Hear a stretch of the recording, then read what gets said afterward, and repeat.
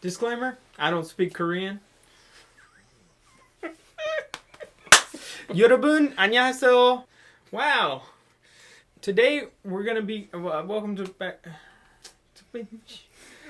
back to our channel. You know, we're here keeping it fresh, not fit. Welcome back to our channel. Today we're going to be talking about the comparison between the anime and the manhwa for solo leveling. We hope this adaptation, we hope this perspective. Yeah.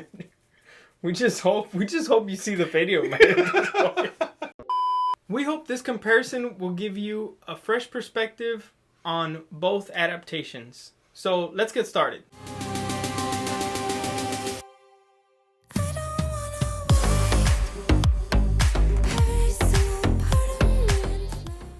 Alright, so first up, we talk about the storyline. The solo leveling manhwa, or manhwa, it's the manga version, right, in Korean. The solo leveling manhwa is known for its intricate world building and character development. We took a quick look on the manhwa itself, and it's pretty detailed, wouldn't you say? It has what the anime looks like.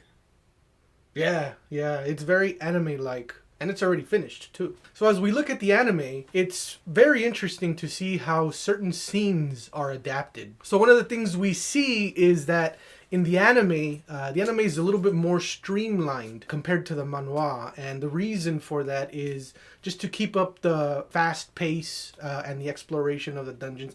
Just to keep it going. So one of the big differences we see from the anime and the manhwa. Alright, so based off of what you have seen, what do you think of the differences between the manhwa and the anime? With the manhwa, you have to sort of use your imagination. It gives you an idea of where your mind should go in the imagination process. Like comic books? Yeah. Like BAM! Or the sound effects? I think in animation it's an energy that's potential energy. Okay. And so, for example, the scene with the runner, when you see the runner in his form where he's about to take off, you see that potential energy and where that would lead to, and your imagination can kind of put all those things together. It's done very well where the potential energy is shown, and so you have an idea of what's going on, and your brain can kind of fill in the blanks. Nice. That's pretty cool. It's very good. Moving on to character development, Jinwoo's growth is central in both formats. However, we can see the effects it has on the anime, having to deal with fewer episodes and having to make it more compact, and how that can affect the audience relation to secondary characters as well. Throughout both adaptations, we see this in action. So visually, the solo leveling manhwa transitions from detailed panels to dynamic anime sequences. But we already know that the manhwa is highly praised for its detailed panels and the expressiveness it shows, especially in the battle scenes. On the other hand, the anime brings all of these scenes to life with the animation, the battles, everything that entails anime in and of itself. It brings it to life, right? However, some fans do argue about the depth of detail, and some people do prefer the manhwa over the anime. What do you think, man? You've seen a little bit of the manhwa.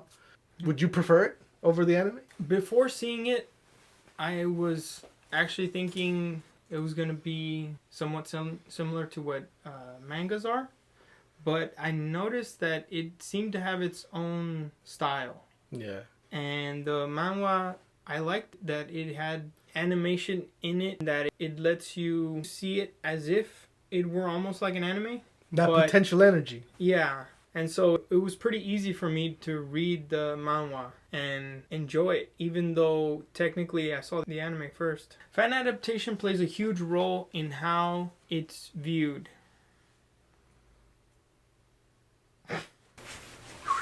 Fan receptiveness plays a huge role in how the adaptation is played, viewed.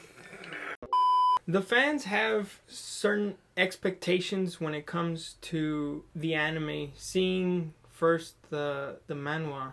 Yeah. And so similar to when you have a book and a movie adaptation comes out, and you have this certain expectations of how the characters would look when they were described, and you want it to be as faithful to the original source. True, true. And so this too had a global fan base that had certain expectations for the animation. So with that said, there are some that believe that it was done fairly well. Others have certain feel of loss, that maybe some of the nuances weren't adapted, a little bit of loss of the source. I can see that. How do you feel about how that is playing out?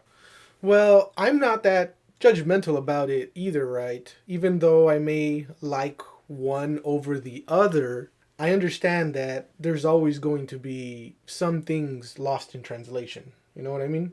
So going from the manhwa to the anime, especially at the, director level, they're going to feel like they're going to want to make some changes, and that's okay.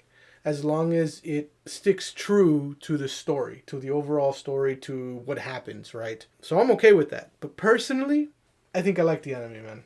The anime... prefer? I prefer. In general, I prefer anime for sure, because it's like a movie. It's a movie, right? You're seeing the world play out in front of your eyes, right? So I definitely prefer the anime and look forward to what is coming in the future for the anime, since season 2 has been confirmed, right? But if you haven't seen or read the manhwa, definitely take a look at it if you can't wait, right? If you can wait, then wait. But there's a lot that happens, and it's pretty good.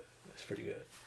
For some people, it can be situational. Okay. So, for example, I know that I would prefer to read the manhwa at certain times when it's quiet and you have this time, like reflective time, you have extra time. I mean, both require time, but it has an openness to where if you have the time, maybe a road trip could be an example. When you're on a long road trip, I think I might prefer in that situation to actually read the manhwa over watching the anime. Okay. I can agree to that. You know what I find myself doing a lot of the times? In cool scenes of any anime, not just Solo Leveling, I find myself rewinding and seeing it again, and sometimes even pausing so I can appreciate the moments of the battle scenes or whatever, right? And now that I think about it, because I do that, I would for sure appreciate manga or manhwa a lot more, especially if it's as good as Solo Leveling, with a potential energy and all that stuff that they showcase and they show in their art. The manhwa is very expressive and very detailed, so it really does bring all of that to life. So the question is, looking forward, what can we expect from the Solo Leveling anime? Since, once again, Season 2 is already confirmed, and we just got through finishing Season 1. The good thing is that the manhwa is already completed, right? So clearly the anime has a set roadmap to follow. There's no doubt about that. So maybe what we can expect are possible spin-offs, right? Side animes or side animations, or maybe anime that explore and deep dive into certain characters, or deep dives into untold backstories. That would be cool. So one thing is for sure though, how the anime adapts to the manhwa and its detailed expressiveness, that is going to be key to its ongoing success. Why are we still here? Just to suffer.